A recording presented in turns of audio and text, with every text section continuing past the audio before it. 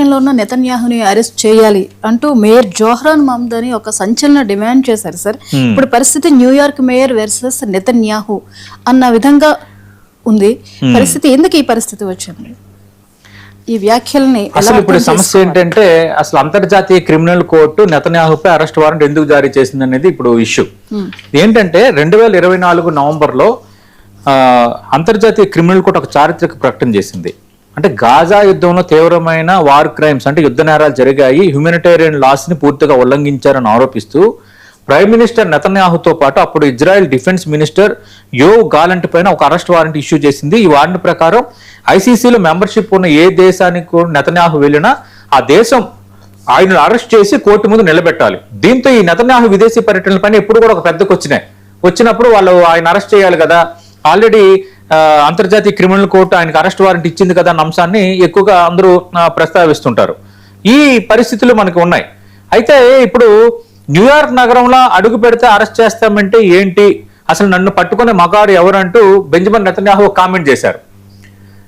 ఈ కామెంట్కి నేను అంటే ఇప్పుడు మీకు ఇందాక పూర్వ రంగంలో ఏం జరిగిందో కూడా చెప్పాను. అంతర్జాతీయ క్రిమినల్ కోర్టు అరెస్ట్ వారెంట్ జారీ చేసిన నేపథ్యం. నెతన్యాహు ఎందుకు అట్లా స్టేట్మెంట్ చేశారంటే సూపర్ పవర్ అమెరికా పర్యటన వెళ్తున్న వేళ ఒక దేశ ప్రధాని అరెస్ట్ చేస్తామంటూ న్యూయార్క్ మేయర్ సవాల్ విసిరితే ఏకంగా మిలిటరీ ఫోర్సెస్ తో అటాక్ చేస్తామని నెతన్యాహు రివర్స్ వార్నింగ్ ఇచ్చారు. అంటే ఒక మేయర్ విసిరిన సవాల్కి నెతన్యాహు ఆ లెవెల్లో రెస్పాండ్ అయిన వాతావరణం అయితే క్రియేట్ అయింది. నెతన్యాహు అసలు అరెస్ట్ సాధ్యమేనా, డొనాల్డ్ ట్రంప్ తీసుకున్న ఈ బిగ్ డెసిషన్ ఏంటి, ఈ high voltage political thriller drama ఏంటి అనేది ఇప్పుడు ప్రపంచవ్యాప్తంగా ఒక డిస్కషన్ అయితే నడుస్తోంది. ఈ విధంగా అడుగు పెడితే లా ఎన్ఫోర్స్మెంట్ ఏజెన్సీలు అరెస్ట్ చేయాలి, ఆయన ఒక వార్ క్రిమినల్ అంటూ ఈ న్యూయార్క్ మేయర్ జోహ్రాన్ మమ్దాని ఈ అంశాన్ని మళ్ళీ తెరపైకి తేవడంతోనే ఇప్పుడు ఇష్యూ పెద్దదైపోయింది. అయితే యుఎస్ మీడియా ఇంటర్వ్యూల్లో నెతన్యాహుకి అంశాన్ని ప్రస్తావిస్తే ఇది కేవలం పొలిటికల్ మైండ్ గేమ్ అని కొట్టిపారేస్తున్నారు.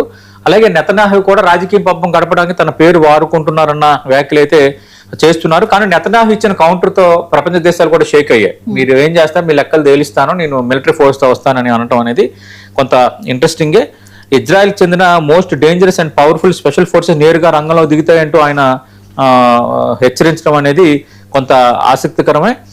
మనం చూస్తే America president Donald Trump mayor Mamdani కోరికని ఐసీసీ వారెంట్ను పూర్తిగా రిజెక్ట్ చేశారు. నెతన్యాహును అరెస్ట్ చేసే ప్రసక్తే లేదని ఆయన ప్రకటన చేశారు. ఎందుకంటే ఇజ్రాయిల్ అమెరికా కలిసే కదా ఇరాన్ మీద అటాక్కి వెళ్ళిన నేపథ్యం ఉంది. అలాంటప్పుడు నెతన్యాహును అరెస్ట్ చేస్తామని ఒక మేయర్ సవాల్ విసిరితే ఆ చర్య తీసుకోవాల్సింది అక్కడ ప్రభుత్వం. అందుకు ట్రంప్ అయితే చాలా క్లారిటీ ఇచ్చారు, అలాంటి వాతావరణం ఎప్పుడూ లేదు, మాకు ఇజ్రాయిల్ అనేది మోస్ట్ ట్రాన్స్ఫర్మేటివ్ అండ్ స్ట్రాంగ్ అలై, అత్యంత ఆప్తుడైన దేశం అని ఒక ప్రకటన కూడా గతంలో చేశారు. ఇక్కడ మరో మూడో అంశం మనం మాట్లాడుకోవాలి. మూడో అంశం ఏంటి, అసలు ఇంటర్నేషనల్ లా ప్రకారం ఒక దేశ ప్రధానిని మరో దేశం అరెస్ట్ చేయడం సాధ్యమేనా? ఇక్కడ ఇది మేజర్ ఇష్యూ. ఎందుకంటే ట్రంప్ చేసినట్టు ఎవరు చేయలేరు. ట్రంప్ ఒక వెనిజులా అధ్యక్షుడిని అర్ధరాత్రి వెళ్లి మొత్తం చేస్తున్నంత పని ఎవరో చేయరు. కొంత డిప్లొమాటిక్ గా కొన్ని ఈక్వేషన్స్, కొంత డెకారము పాటించాల్సి ఉంటుంది. అయితే ఇక్కడ ఏంటంటే డిప్లొమాటిక్ ఇమ్యూనిటీ అంటే దౌత్యపరమైన మినహాయింపు అనే ఒక రూల్ ప్రకారం అధికారంలో ఉన్న ఒక దేశ ప్రధానికి లేదా అధ్యక్షుడికి ఒక గ్లోబల్ ప్రొటెక్షన్ ఉంటుంది. అంతర్జాతీయ క్రిమినల్ కోర్టు వారెంట్ ఉన్నప్పటికీ అమెరికా లాంటి సూపర్ పవర్ ఆ వారెంట్ను గుర్తించినంత వరకు ఏ స్థానిక పోలీస్ అధికారి కూడా నెతన్యాహును టచ్ చేయడానికి లేదు. ప్రభుత్వం యొక్క ఆదేశం అనేది ఖచ్చితంగా ఉండాలి.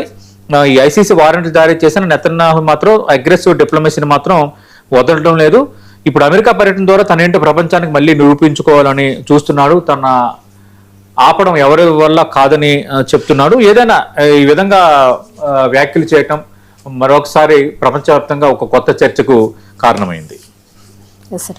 ఇక చంద్రుడిని ఢీకొట్టనుంది స్పేస్ ఎక్స్ రాకెట్. ఇప్పుడు శాస్త్రవేత్తలోనూ అందరూ అనేది ఒక ఉత్కంఠభరిత వాతావరణం సార్. అవును, అలాగే అంతరిక్ష వ్యర్థాల ప్రమాదం మీద కూడా ఒక హెచ్చరిక అయితే ఉంది. అవును, ఇప్పుడు ఏంటంటే చంద్రుడు అంటే ఒక ప్రశాంతత, ఒక కామ్నెస్ ఇట్లాగా మనం అంటాం.